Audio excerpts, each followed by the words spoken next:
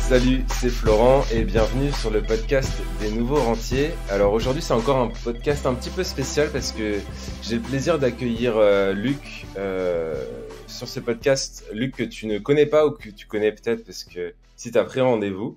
Parce qu'en fait je travaille avec Luc, on travaille ensemble depuis le début de l'année et Luc prend une bonne partie des appels téléphoniques. Donc salut Luc.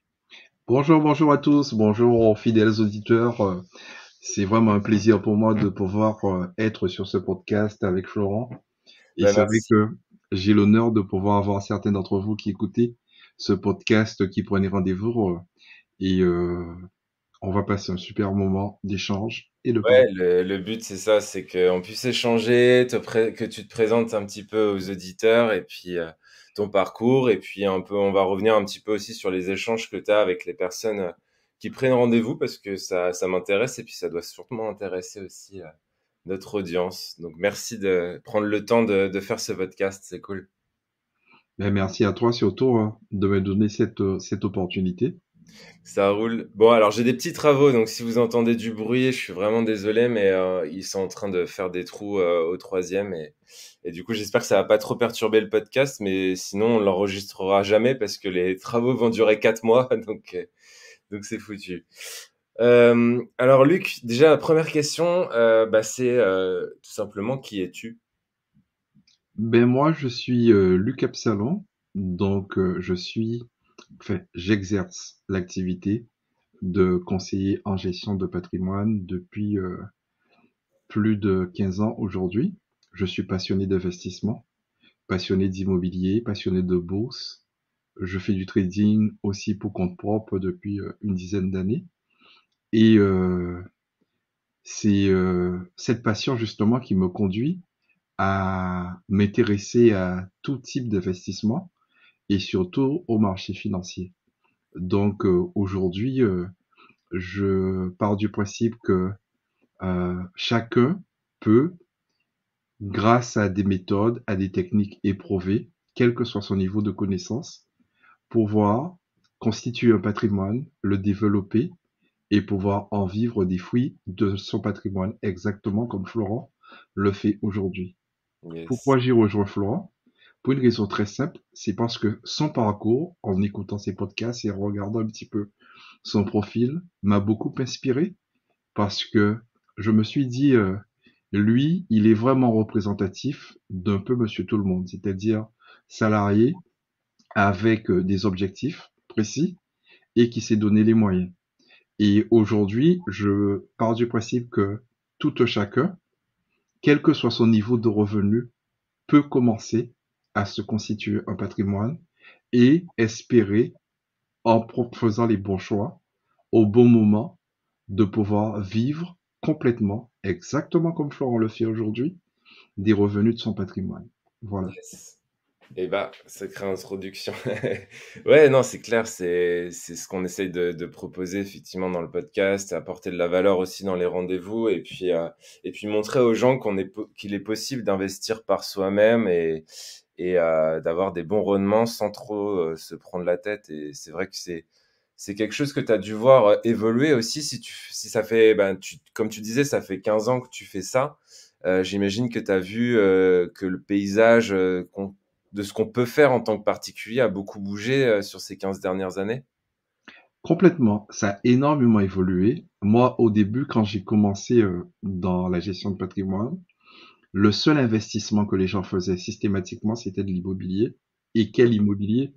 De l'immobilier pour beaucoup sur la base de la défisque. Ouais, Mais sur du l'immobilier neuf. effectivement patrimonial, les gens le faisaient beaucoup moins. Et c'est vrai qu'aujourd'hui, fait depuis 6-7 ans, les tendances ont évolué, c'est-à-dire que il y a pléthore de secteurs où on peut investir avec de très hauts rendements, par contre qui n'est pas accessible à tous parce que ça demande quand même d'avoir une certaine information financière. D'où l'utilité effectivement de pouvoir être connecté 24 sur 24, 7 jours sur 7 à ce podcast parce que on a la chance d'avoir Florent qui a l'esprit hyper ouvert malgré sa zone d'excellence, mais qui reste quand même hyper connecté sur les autres types d'investissements. Même si l'objet effectivement de notre échange, ça va être les marchés financiers et comment pouvoir investir de manière sereine en prenant la bonne décision, en ayant une marge de sécurité extrêmement forte, avec un rendement avéré et prouvé par l'ensemble des élèves de la formation.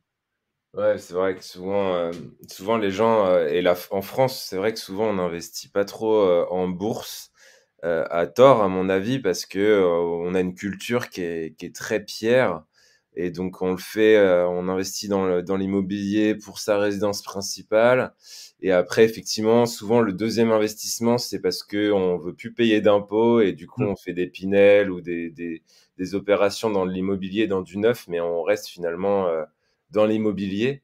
Et c'est dommage parce que côté bourse, en fait, on va peut-être ouvrir une assurance vie ou un truc comme ça, mais on n'utilise pas toutes les possibilités de la bourse, quoi. Tu as tout à fait raison. Et c'est vrai que en matière de sectorisation, de classe d'actifs, la bourse, les actions, ça reste sur le long terme la classe d'actifs qui a le plus haut rendement. Et ça, quelle que soit la durée que vous pouvez investir, la bourse dépassera toujours l'immobilier si on cherche effectivement à faire fructifier son patrimoine. Après, il faut savoir exactement dans quel objectif. Il faut aussi savoir varier, diversifier. Et c'est un peu ce qui se passe dans les échanges que j'ai avec ceux qui nous font confiance et prennent des rendez-vous. C'est vraiment d'avoir cette perspective, d'avoir cette globalité, c'est-à-dire de dire, mais un projet patrimonial, même si on souhaite investir dans l'immobilier ou dans de la bourse, il faut qu'il y ait un objectif précis derrière, quoi. Et c'est l'objectif qui nous guide et qui nous permet effectivement de pouvoir faire les bons choix. Ouais, c'est vrai qu'en général, on définit, on essaie, c'est la question principale, une des questions principales qu'on pose en rendez-vous, c'est bah, quel est ton objectif avec tout ça? Parce que souvent les gens, ils se disent, bon, bah, je vais faire de l'argent. Il n'y a même pas d'objectif de mettre un petit peu d'argent tous les mois, de voir un peu long terme aussi, d'essayer de Mm. voir sur 10 années minimum et de se fixer un objectif. Donc ça peut être se faire fructifier son patrimoine sur les 10 prochaines années, ça peut être un objectif précis de montant, ça peut être un complément de retraite quand les gens arrivent à la retraite, ça peut être apprendre à investir pour pouvoir pour aider ses enfants en mettant de l'argent de côté. Enfin, il y a autant d'objectifs que d'individus, j'ai envie de dire, mais c'est vrai que c'est important de se mettre un objectif et souvent on ne le fait pas forcément. Absolument. Et c'est vrai que on a quand même le privilège, c'est-à-dire c'est une, euh, de pouvoir utiliser un facteur qui est essentiel, qui s'appelle le temps. Hmm. Et quand on maîtrise justement le temps, on peut effectivement avoir des gains qui sont juste exceptionnels.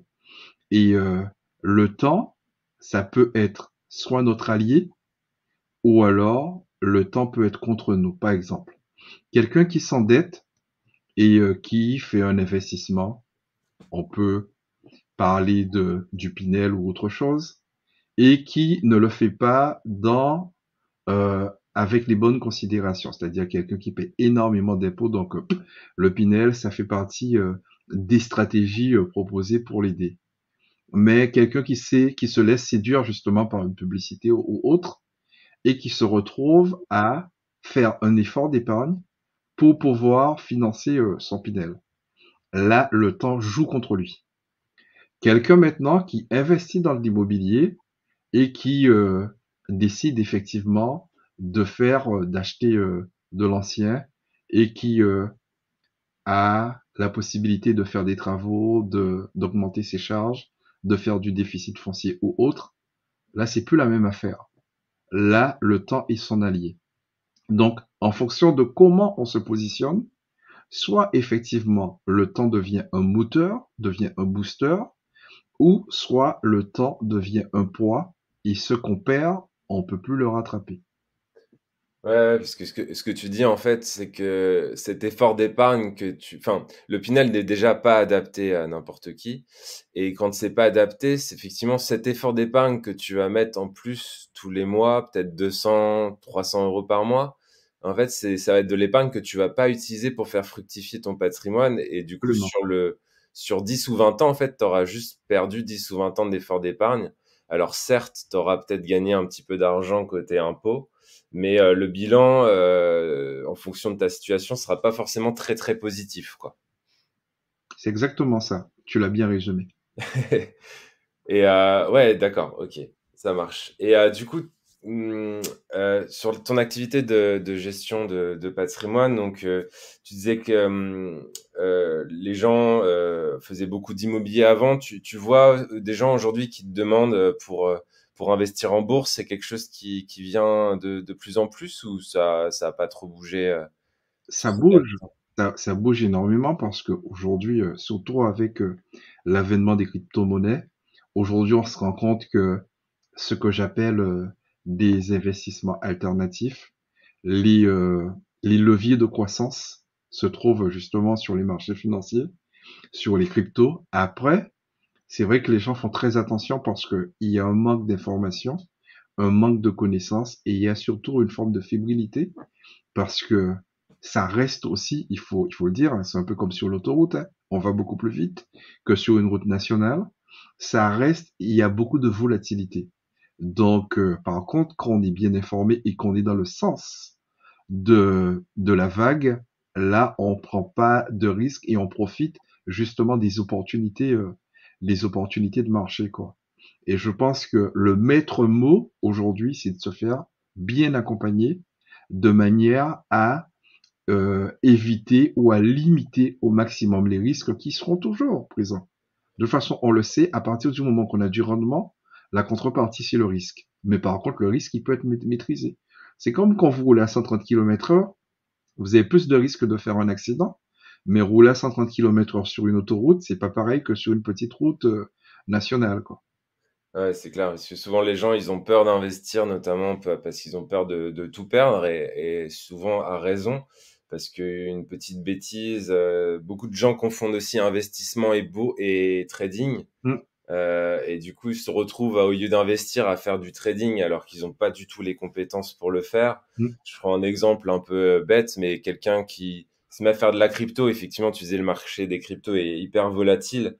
Je viens de faire le bilan là justement avec les membres de l'accompagnement. Je crois le Bitcoin a pris 40% en un mois. mm. Donc c'est des choses, c'est des rendements qu'on n'a pas du tout l'habitude de voir si on fait que de l'assurance vie ou même que de la bourse, parce que les rendements boursiers, on va dire, le rendement moyen, on va être autour de 6 à 9% annuel. Là, en un mois, on peut faire 40%. Et du coup, effectivement, si, comme tu disais, si t'as pas appris à être sur l'autoroute, donc t'as pas appris à piloter ta Mm. voiture, bah tu vas droit dans le mur parce qu'en fait, ça peut faire moins 60% le mois d'après. Et si t'es pas prêt psychologiquement à subir ces hausses et surtout ces baisses, Mm. et bah tu vas droit dans le mur parce que tu vas vendre, parce que t'as perdu et t'auras juste perdu la moitié de ton capital en un mois en fait. C'est ça. C'est exactement ça. Et alors, si tu rajoutes de l'effet de levier, c'est encore pire parce que pour le coup, le monde des cryptos n'est pas du tout régulé. Donc, on Mm, avait à un moment des leviers fois 100, il me semble. mm, Donc, fois 100, c'est simple, c'est que tu as une variation de 1%, tu perds à la baisse, tu perds l'intégralité de ton patrimoine en mm. quelques minutes, hein. Ouais, ton capital, Et même un fois 10, bon, les cryptos, elles peuvent faire 10% en mm, une journée. mm, Et moins 10% aussi. Et du coup, un levier x10 aussi, tu perds tout ton mm. capital en quelques C'est ça. minutes, hein. Donc, il faut faire attention. Il faut effectivement bien voir, bien apprendre à gérer tout ça. Et c'est vrai que malheureusement, on n'apprend pas tout ça à l'école. On n'apprend pas. On a beaucoup laissé ce travail aux banquiers. Et puis, je pense que les gens aussi prennent conscience que avec Internet, avec la communication de l'information, que en apprenant quelques petites notions de vocabulaire, on peut quand même arriver à faire des choses assez sympathiques, quoi. Effectivement, l'éducation financière, en fin de compte, ce qui se passe dans des pays comme le Canada où c'est très en vogue, où les jeunes apprennent très très très tôt à gérer un patrimoine, à gérer les flux financiers depuis 14-15 ans, quoi. Même avant même, dans dans certaines écoles, quoi. En tout cas, c'est, ça fait partie de la culture. C'est vrai que nous, ici en France, on apprend l'éducation civique, on apprend énormément de choses qui ont un intérêt, mais qui n'impactent pas tant la vie que ça. Alors que les finances, aujourd'hui, c'est, enfin, je veux dire, quelqu'un qui gère mal ses finances, la personne, elle peut être en banqueroute, quoi. Enfin, Ouais, bon, c'est ça, ouais, c'est pas juste. c'est capital. Et le fait justement de pouvoir juste céder sa vie, parce que ses finances, c'est son patrimoine, c'est son capital, c'est le temps que l'on passe tous les jours à travailler pour pouvoir épargner, faire des projets, et juste laisser ça comme ça euh, pour le banquier en disant que de toutes les façons c'est le métier du banquier. Non, le banquier, son métier, c'est de faire, c'est un commerçant. Donc lui, il est là pour faire des profits. Il est pas là pour te faire faire des profits, mais pour faire des profits et de gagner de l'argent avec de la dette, quoi. Mm. Donc, et c'est pas du tout les mêmes stratégies, c'est pas la même mission, c'est pas la même vision. Donc, si nos auditeurs aujourd'hui ne comprennent pas que leur patrimoine, ils sont responsables de A jusqu'à Z de leur patrimoine et que si ils ne s'en occupent pas, ils ne se forment pas, ne s'informent pas, ne prennent pas les bonnes décisions, personne ne pourra le faire à leur place. Ouais, c'est clair. Parce que souvent, on voit ça, on voit que souvent, c'est ma mère d'ailleurs qui disait ça. Moi, l'argent, ça m'intéresse pas, ou je sais pas gérer mon argent. Et c'est vrai que c'est mon père qui s'en occupait. Mais bon, il s'en occupait, voilà, livret A, assurance vie, des choses comme ça. Ils se sont même fait arnaquer par des assureurs. Tu sais, à l'époque, il y Mm. avait du porte-à-porte en assurance, ou des choses comme ça. Enfin bon, c'est tout un domaine sur lequel on n'est pas préparé et quand on arrive dans la vie active avec ses premiers salaires, moi le premier truc que j'ai fait, c'est que j'ai tout dépensé et je voulais qu'il reste 0 € à la fin du mois sur mes comptes. Effectivement. Donc, Et moi, j'ai quand même une question pour toi, Florent, ouais, qui travaille avec toi depuis un petit moment. Mais yes. aujourd'hui, devant la diversité des outils, des solutions que permettent les marchés financiers, qu'est-ce qui t'a motivé à aller sur les ETF, qui restent quand même un outil qui n'est pas accessible au plus grand nombre? Qu'est-ce qui t'a motivé sur cet outil et pas sur un autre? Et, euh, et quels bénéfices que tu vois que cet outil propose que d'autres modes d'investissement en bourse ne proposent pas? Sur les ETF, tu veux dire? Absolument. Alors pour ceux qui connaissent pas ce que ça veut dire, ETF, c'est Exchange Traded Funds, donc on appelle ça aussi des trackers. Et, euh, et pourquoi j'ai commencé à utiliser cet outil il y a 6 ans, je pense. En fait, les 5 premières années de mon parcours en bourse, ça a été beaucoup de suivre des newsletters payantes, tu vois, sur Capital ou sur d'autres sites internet, où en fait on me disait, bah voilà, mais enfin, achète telle action de telle société parce que ça va peut-être monter, parce que les bilans sont bons, etc. Donc en fait, je l'ai fait pendant 5 ans parce que je savais pas quoi faire d'autre. Donc j'ai acheté du EDF, du Total parce que tu avais des rendements, des dividendes qui étaient versés. Et en fait, ça, je l'ai fait pendant 5 ans. Et au bout d'un moment, je me suis rendu compte que bah, quand tu as un petit capital, donc à l'époque, j'ai commencé avec 2 000 €, bah, c'est quand même assez dur d'être diversifié, que ça soit dans des secteurs d'activité, donc le pétrole, l'électricité, les produits de consommation, etc. Si tu divises 2000 ne serait-ce que par 10, ça fait que 200 € par action. Et c'est pas beaucoup, en fait. 10 actions, c'est pas beaucoup. Et du coup, c'est à ce moment-là, en fait, où je me suis intéressé au tracker, parce que pour ceux qui ne le savent pas, la magie d'un tracker, c'est que ça suit un indice. Donc un tracker peut suivre le CAC 40, peut suivre donc le CAC 40, c'est les 40 plus grosses sociétés françaises. Tu peux suivre les États-Unis, tu peux même suivre le monde entier.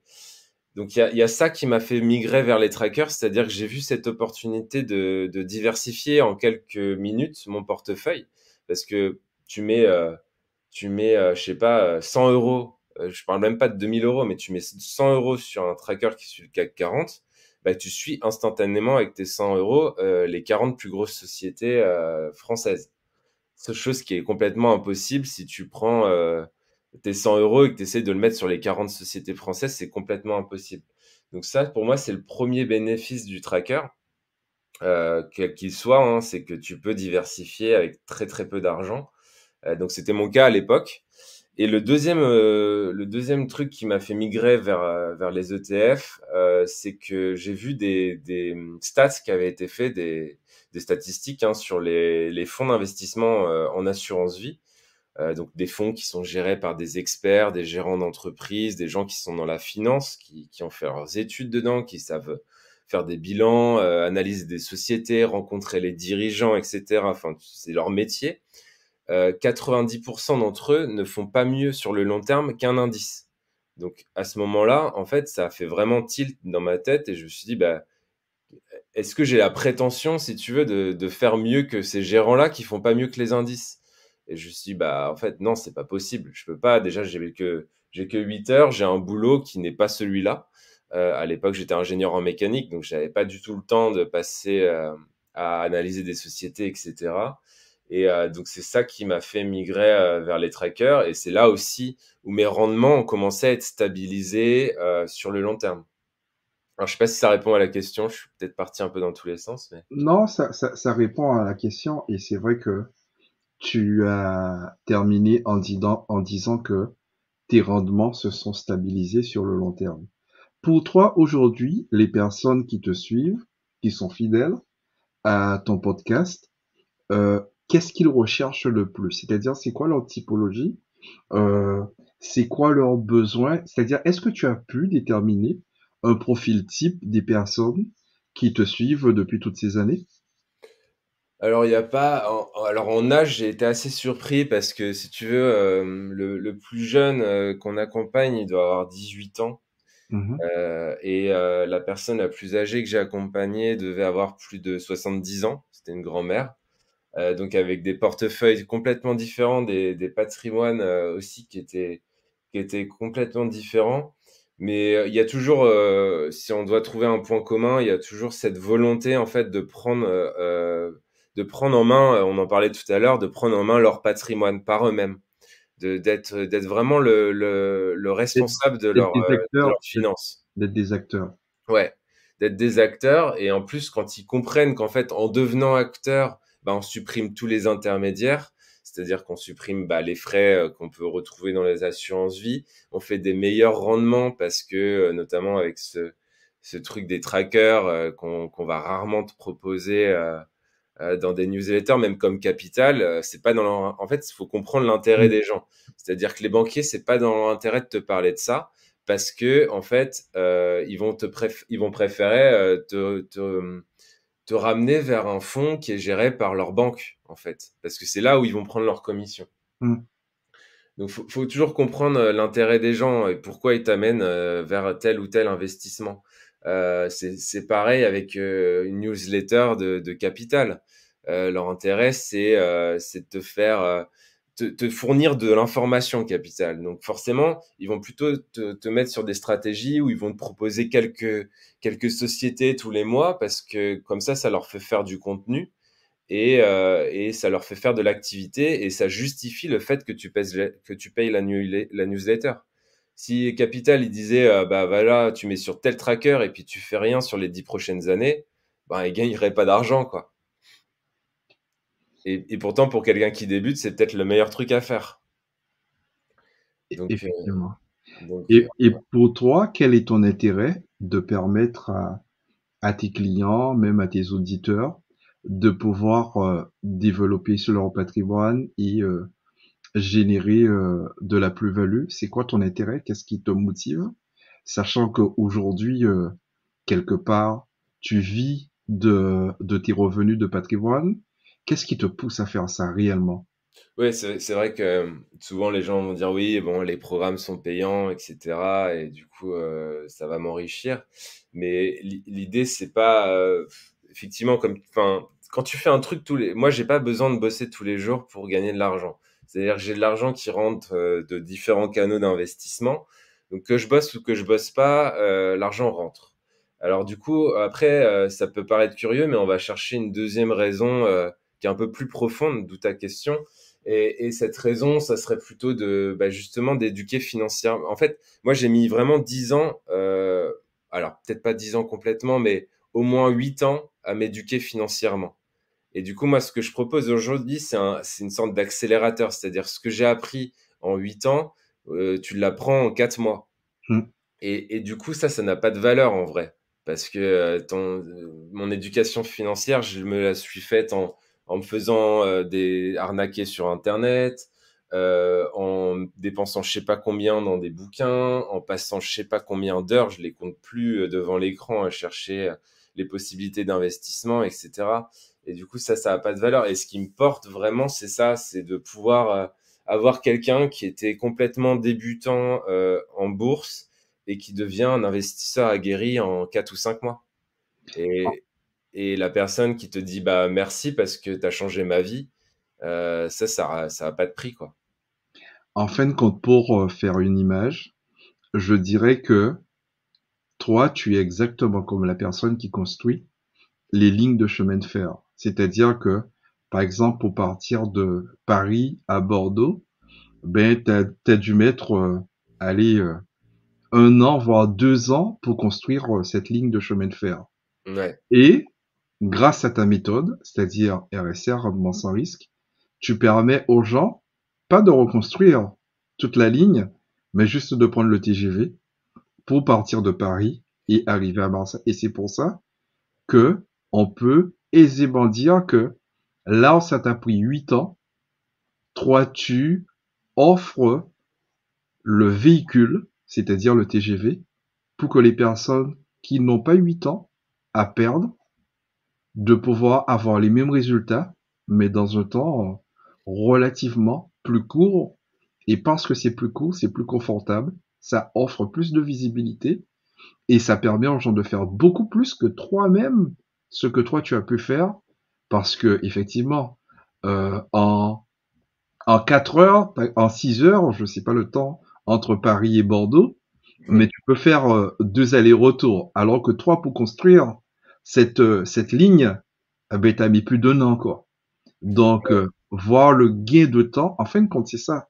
On dit souvent que le temps, c'est de l'argent et on se rend pas compte à quel point que le temps, c'est de l'argent.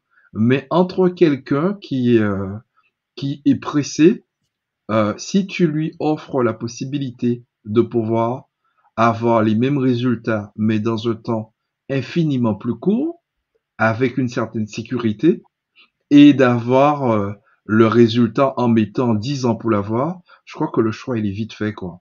Et c'est ça tout l'utilité et tout l'intérêt que toi, tu as de pouvoir permettre aux gens de capitaliser sur ton expérience, sur ton savoir-faire, sur tout ce que toutes les erreurs aussi que tu as pu faire Ouais, c'est et que ça. tu peux éviter à énormément de personnes de faire parce que les gens n'ont pas forcément le temps de lire toute la presse, de se renseigner comme toi tu le fais parce qu'aujourd'hui, toi tu es à plein temps. Donc c'est devenu ton activité principale. Donc ce qui te donne aujourd'hui la disponibilité pour aller et tout ce que tu montres, que tu enseignes et même dans ton accompagnement, ben c'est des choses que tu as testées, que tu as éprouvées et Mm. que tu sais que c'est bénéfique parce que toi-même tu l'utilises au quotidien. Et je pense que cet aspect, c'est vraiment un aspect sur lequel on doit vraiment mettre le doigt dessus, c'est-à-dire que tu n'accompagnes pas sur quelque chose que tu n'as pas fait, tu ne vas pas dans des secteurs où toi-même tu n'es pas allé, où tu n'as pas eu de résultats, et donc, et c'est ce qui te donne vraiment cette légitimité, cette force, et surtout, et de pouvoir être la bonne personne pour déjà pour ce podcast, mais surtout prodiguer des conseils. Ouais, c'est ça. Et puis, bah merci, oui.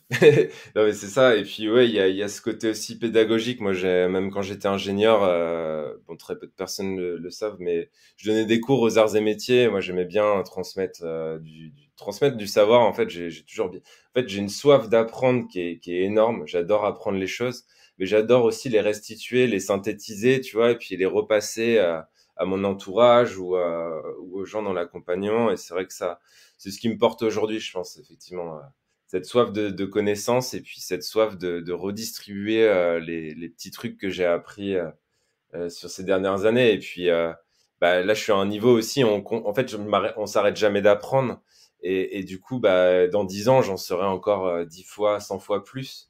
Et il y a un truc dont on n'a pas parlé aussi, c'est que j'apprends beaucoup aussi des personnes c'est assez curieux et je pensais pas, mais on apprend énormément des personnes qui rentrent dans l'accompagnement. Et ça me fait penser aussi qu'il y a une sorte, j'aime bien ce côté où on développe l'intelligence collective. Mm. C'est-à-dire que bah, forcément, on est plus fort. Aujourd'hui, on est presque 50, un peu plus de 50. Bah, on est plus fort à 50 que moi tout seul. Et il y a beaucoup de trucs que j'apporte dans la méthode qui viennent aussi de cette intelligence collective, en fait.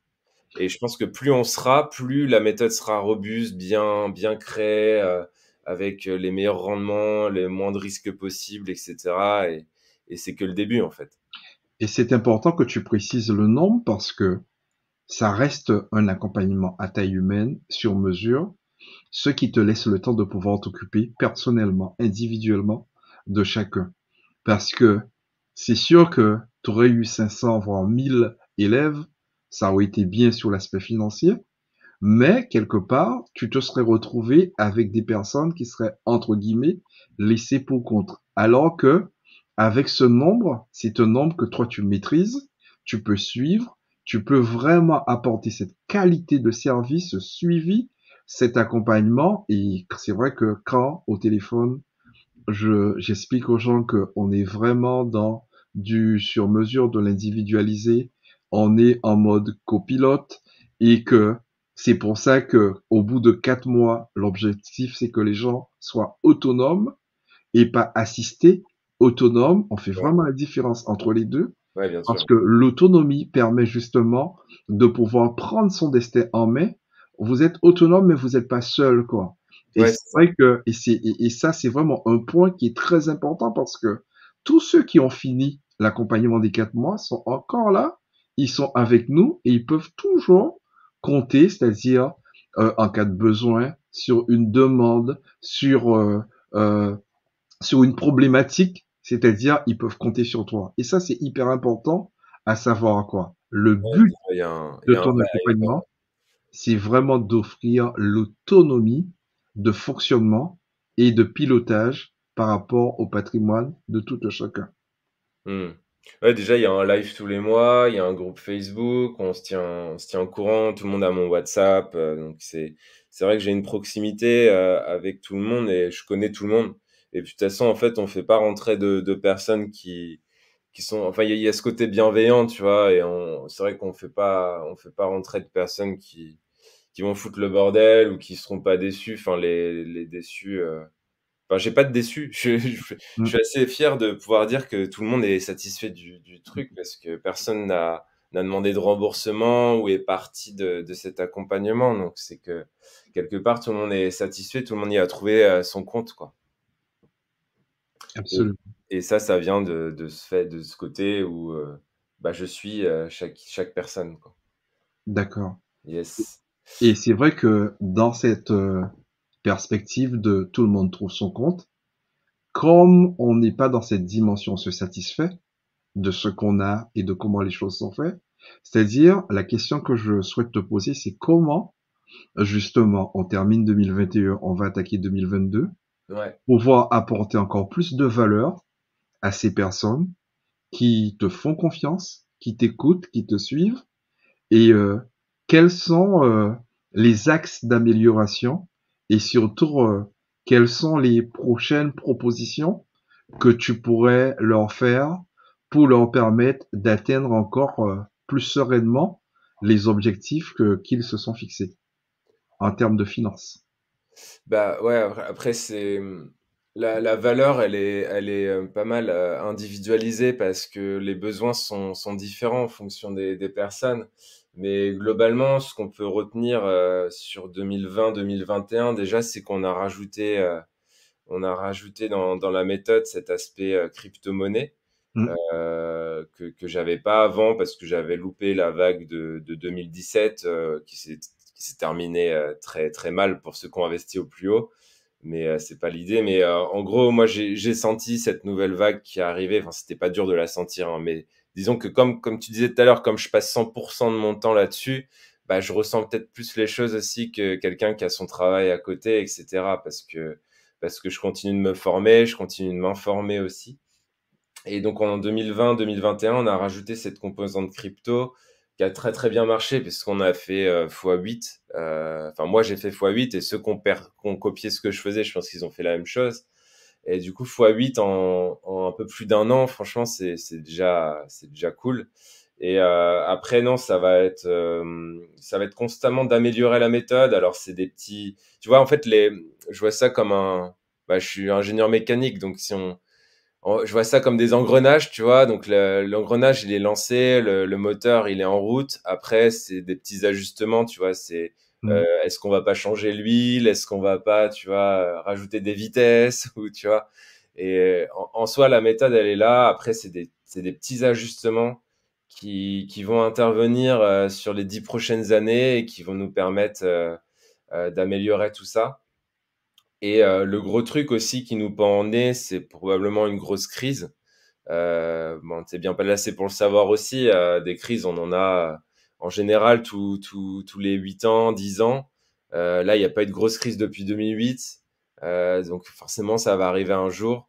Et là où il faudra être fort, et ce que je mettrai en place à ce moment-là, c'est tout le côté mindset, quoi, pour survivre à la crise et pas céder à la panique. Parce que si les gens sont préparés, ils vont faire les pires mouvements possibles et perdre beaucoup d'argent.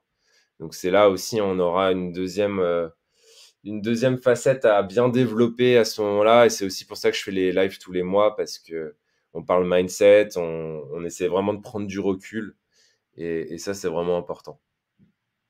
D'accord. Donc, de l'ajustement, des réglages, Ouais. et surtout se préparer justement face à l'évolution des marchés qui, Ouais, euh, parce que les choses vont de plus en plus vite, plus en plus haut, plus en plus loin.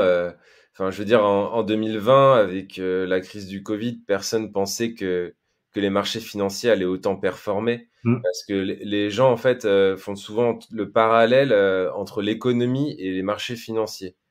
Alors, certes, il y a des liens, forcément, mais dans les marchés financiers, il y a un côté spéculatif. mm. Et les gens souvent négligent cet aspect-là. C'est qu'il y a des humains derrière, ils injectent leur argent et tant qu'il y aura des acheteurs, bah, les marchés vont monter.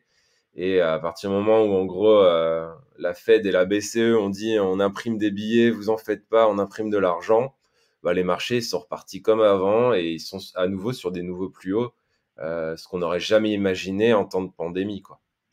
C'est important que tu le dises parce que avant, il y a quelques années, on pouvait dire que les marchés financiers étaient le reflet de l'économie. Et avec le temps, il y a une vraie décorrélation qui s'est faite entre les marchés qui ont toujours un temps, deux temps, trois temps d'avance par rapport à l'économie, et surtout qui sont de véritables moteurs. C'est vraiment des machines à cash, quoi. Ouais, Et, euh, et c'est vrai que ne pas comprendre les subtilités, ne pas savoir comment entrer sur les marchés, où aller, parce que c'est vrai que on est sur un secteur qui est quasiment infini en termes oui, de potentiel, oui, oui, en termes de possibilités. C'est comme si tu allais dans le désert sans te faire accompagner, quoi. ouais, on peut C'est-à-dire, être voilà, très vite perdu, quoi. Et puis, exactement. pas faire long feu. Non, mais Donc, c'est clair. Et moi, je faisais enfin, moi, il y a des rendements qui sont devenus normaux pour moi maintenant, parce qu'on parle dans la méthode RSA, on parle de 22%, mmh, enfin autour de 20% mmh, par an. Mais quand on prend du recul, c'est quand même 40 fois le livret A. mmh, Et la majorité des gens font que du livret A ou aller des fonds en euros. c'est ça. Moi, mon patrimoine, là, j'ai fait le bilan juste avant qu'on fasse l'enregistrement. Côté bourse, on a pris 13% en un mois. Mm. Donc, En un mois. en un mois. Donc, on a fait 26 fois le livret A en un mois. Mm. Les cryptos, elles ont fait 14%. Mm. Et du coup, moi, ce que je fais aussi, c'est que je regarde la globalité de mon patrimoine. Mm. Et en moyenne, ben voilà, je suis peut-être à 2 ou 3% par mois, mais sur la Mm. globalité du patrimoine. Mhm. Enfin, en euros, ça va être 2-3% par an. Et encore, Et ça, encore. ça, Sans ça- les frais, et les frais d'entrée, frais de gestion, ouais, ouais, ouais, etc. ouais, Faut ouais. plutôt aller chercher du livret A même. Mm. Donc en fait, c'est ce que tu disais, c'est ça, c'est que la bourse a cet effet un peu magique de créer des intérêts qui vont, enfin les intérêts composés, quoi, on en parle beaucoup. Et donc effectivement, si j'avais su aussi ce que je sais aujourd'hui il y a 10 ans, eh ben, j'aurais peut-être 10 fois ou 20 fois plus de patrimoine aujourd'hui. Et c'est ce savoir, cette compétence, cette expertise que tu permets justement à tes clients, aux gens qui te suivent sur ce podcast, de bénéficier et de profiter parce que quelque part, c'est c'est vrai que les gens prennent des rendez-vous, prennent des calls et ils prennent des calls à l'instant T. Mais il faut voir tout le track record qu'il y a derrière. Il faut voir tout le vécu. Il faut voir euh, les résultats qui ont été obtenus et le potentiel, parce que le potentiel aujourd'hui, on ne l'a même pas encore touché du doigt, quoi. Mm.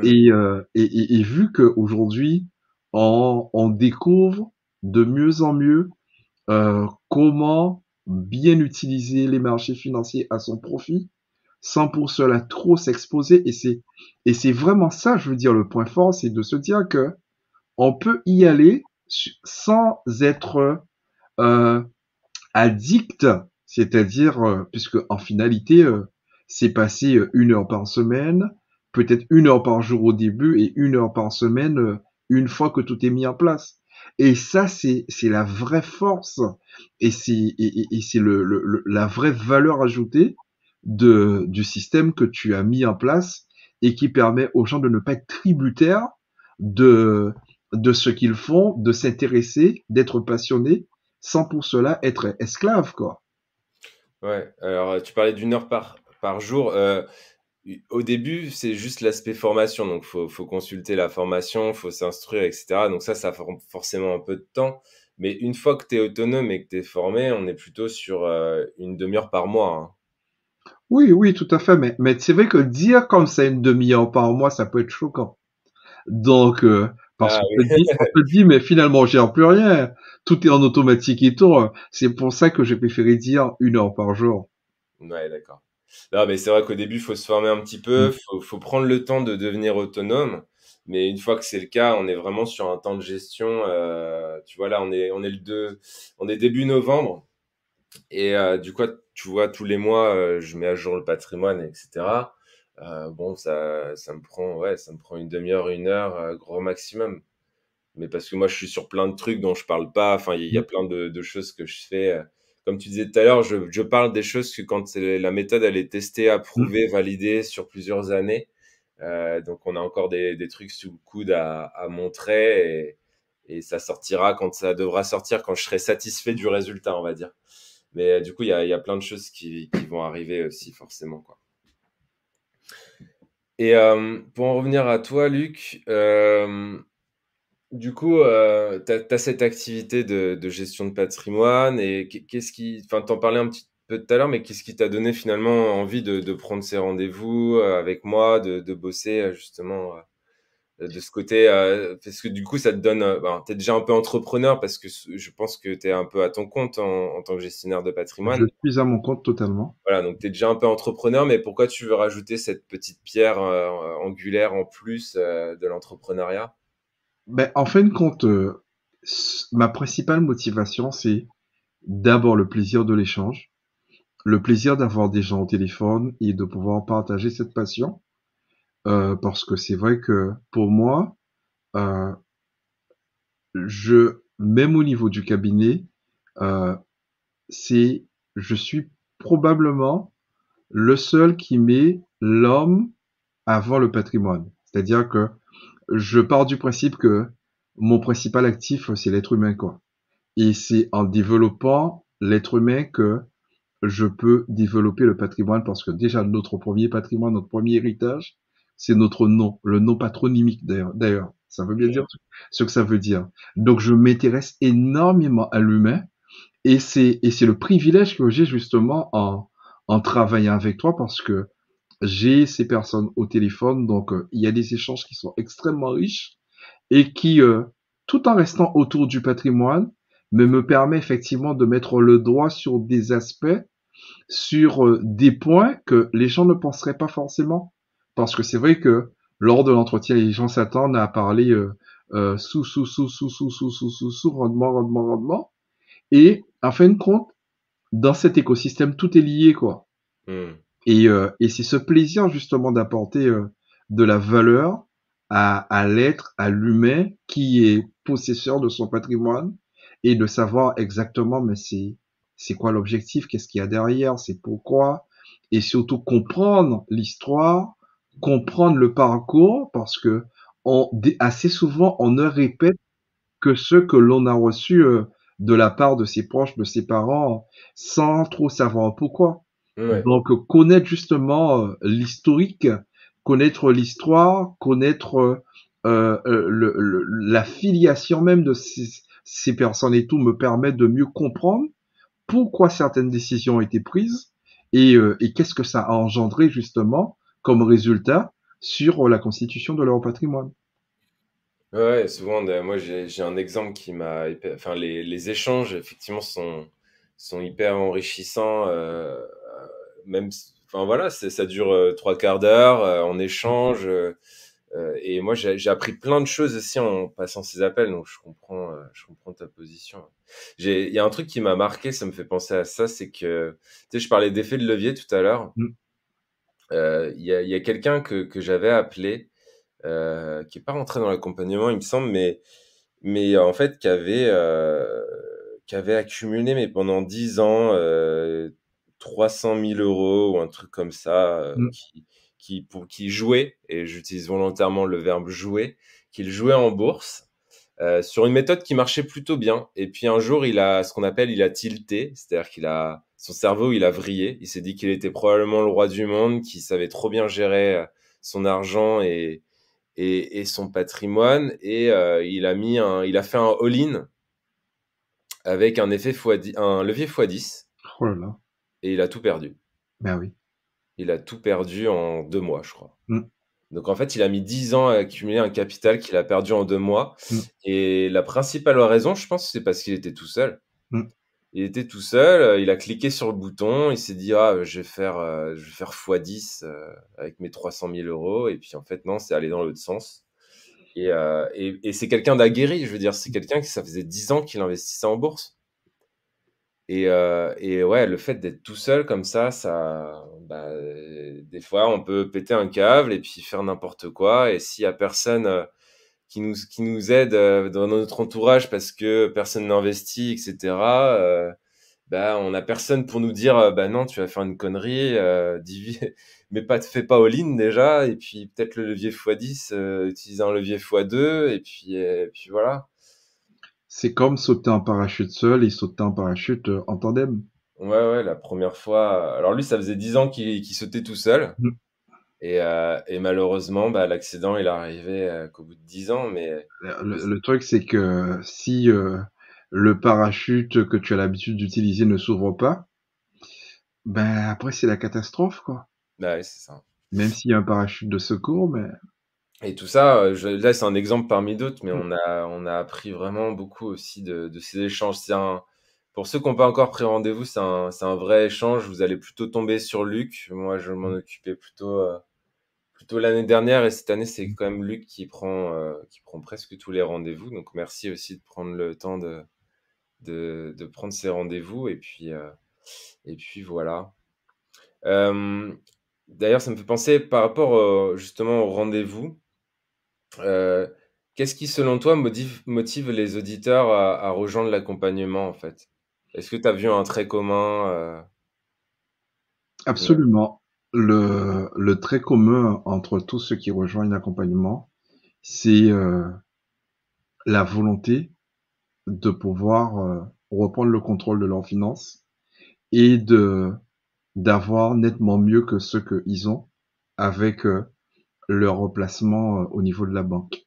Ouais. Et c'est surtout le ras-le-bol, quoi. Le ras-le-bol de se dire que si on continue comme ça, on ne fera pas nos projets, on ne pourra pas mettre en place nos projets parce que notre épargne, notre investissement n'évolue pas comme on souhaiterait que ça puisse évoluer, quoi. Ouais, parce que souvent on met un peu de côté, on met un peu de livret A, un peu Mm, d'assurance vie, mais personne ne fait le calcul des intérêts composés. Et puis le banquier vous mm, le fera surtout pas parce que du coup, sinon vous le feriez pas. Et du coup, ouais, c'est vraiment, c'est marrant. On a le même point commun, quoi. C'est vraiment ce que j'avais ressenti aussi mm. quand on passait les appels.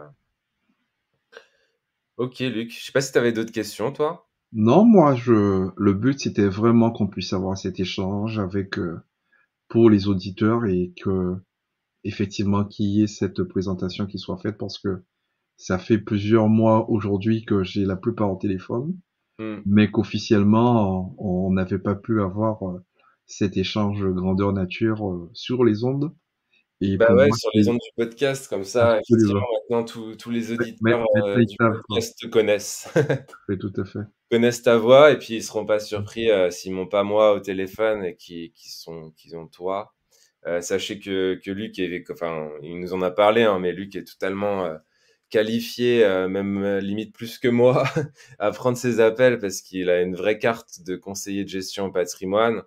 Et donc, vous serez très très bien loti avec Luc et il n'y a pas de souci. Le rendez-vous, il engage à rien. C'est vraiment l'idée de vous présenter un petit peu, déjà de faire vous-même le bilan de Mm, votre situation actuelle, de savoir là où vous en êtes. Et nous, ce qu'on vous propose, c'est de vous emmener avec nous sur quelque chose qui est un petit peu plus sympa que ce qu'on vous propose actuellement, que ça soit en banque ou même sur Internet, parce que même sur Internet, j'ai envie de dire, il n'y a pas grand monde qui parle d'investissement long terme parce que ça fait pas rêver. Parce que on va plutôt vous parler de trading ou de mm, choses comme ça, parce que on parle, ça vend plus de dire bah tu vas faire de l'argent en un mois grâce au trading que tu vas mettre un petit peu tous les côtés pendant 10 ans et puis à la fin bah, tu auras un patrimoine qui sera énorme, ta retraite sera assurée, tu seras confortable et tu pourras te verser une rente. Donc ça dépend d'où on part, ça dépend de ce qu'on peut faire, mais on peut faire des grandes choses aussi avec l'investissement long terme et surtout on garde le temps pour nous. C'est-à-dire on peut faire ça en parallèle d'une autre activité, de plein d'autres choses. Alors que le trading, c'est pas possible, c'est un vrai métier, il faut passer du temps, il faut passer à minimum 4 heures, 5 heures, 6 heures par jour pour trader. Et ça, souvent, les gens l'oublient, pensent qu'ils vont devenir des très bons traders en 2 secondes. Et, euh, et voilà. Je suis entièrement d'accord avec toi. Et c'est vrai que euh, la différence qu'il y a vraiment entre le banquier et nous, c'est-à-dire que malgré le fait qu'on dépose quelque part toute sa vie chez le banquier, les seules fois où on a vraiment, on est en contact avec son banquier, c'est quand tout va mal. Mais quand tout va bien, il y a quasiment pas d'échange Ouais, avec le banquier. À ouais, part si on le sollicite, et encore, il faut qu'il ait du temps, de la disponibilité, et c'est vrai qu'on est vraiment sur du rendez-vous express, quoi.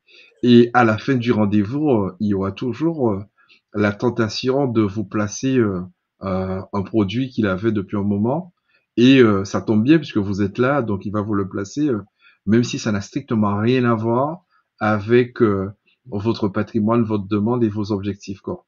hmm, Et c'est vrai que le fait de d'ouvrir et d'offrir cet espace parce que des fois on a des questions, on se dit mais moi j'aimerais faire ça, je ne sais pas trop, mais prenez le rendez-vous. De toutes les façons, ça ne vous engage à rien. Au moins ça vous apportera des réponses qui vont être structurées, qui vont être clarifiées, et après le jour où vous déciderez effectivement de passer à l'action avec nous, de prendre l'accompagnement, ben ça sera toujours un plus. hmm, Et, et c'est vrai que c'est vraiment dans l'intérêt de tout le monde, quoi, hmm. d'avoir cet échange. Ouais, dans et tous de les ne cas, pas rester effectivement, à chaque tapis dans fois, son coin, quoi. on répond à toutes les questions, on donne une vision claire de ce qu'on C'est peut ça. faire, et cetera. Et bien sûr, après, bah, le rendez-vous dure 3/4 d'heure. Donc Mmh, là, ça fait déjà 1 heure qu'on parle et on ouais, a, on a à peine effleuré le sujet. Il y a une quantité d'informations à fournir.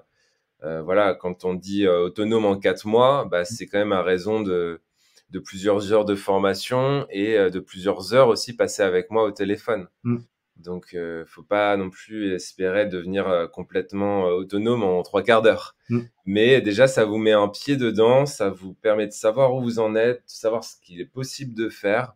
Et après, c'est vous qui prenez la décision si vous prenez en main vos finances ou pas, quoi. Absolument. Je crois que c'est bien dit pour le mot de la fin et c'est Ouais, sûr que prenez vos finances en main. Je pense que absolument. c'est ça le mot de la fin. Prenez vos finances en main et grâce à cette décision, vous verrez que vous ne perdrez plus jamais la main. Ouais, c'est clair, Luc. Bah écoute, je te remercie beaucoup pour cet échange. J'ai beaucoup apprécié notre échange et j'espère que ça aura apporté de la valeur aussi aux personnes qui nous écoutent. Et puis, donc, n'hésitez pas à prendre un petit rendez-vous avec Luc. Il sera un plaisir de vous appeler à la date et à l'heure que vous allez fixer. Absolument. Bah, merci beaucoup, Luc, et je te En souhaite prie. une belle journée. Bonne journée à tous et à bientôt pour un nouveau podcast. À très bientôt. Au plaisir de vous avoir en ligne. Ciao, ciao. Ciao.